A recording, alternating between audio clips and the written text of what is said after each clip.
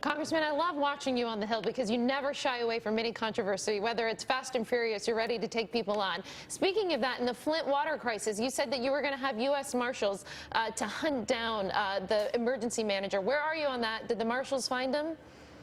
Well, look, last week we informed Mr. Early, who was the emergency manager, we were having this hearing. It wasn't until the night before or the day before that he informed us that he wouldn't be here, which is wrong, so we said we'd issue a subpoena. Then he said he would refuse to get that subpoena. So, you know what? When you get an invite to the United States Congress, to the Oversight and Government Reform Committee, it's not optional. And if I have to issue a subpoena, which I did, then we have to physically serve that and hunt him down, then we will do that. So we've given a second subpoena to the Marshals, and they're going to go find him and serve him personally. He's not going to just deny it electronically. That's the way most people actually accept these things. I mean, the Flint story is so horrible, Congressman. How did it happen? How did all this lead get into the water in Flint?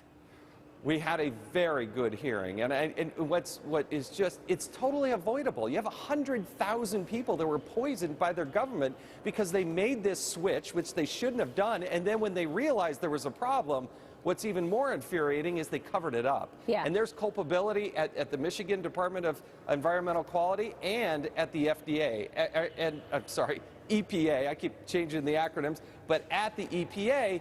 And that's what the EPA knew about this starting in February of 2015. It wasn't until January of 2016 that they actually did an official notice. How does that happen? How do they sit on this for a year before they let the public know? Yeah, and how come the EPA keeps coming out with more regulations and more regulations on top of regulations? They want to control all the water in the United States, and they can't take care of this. And we had the problem in Colorado. We've had other problems. They want to control every puddle in the country, and yet when they know there's a problem, they cover it up. They don't inform the public, and people had lead poisoning for a year, 100,000 of our fellow Americans. Unbelievable. It's just not right.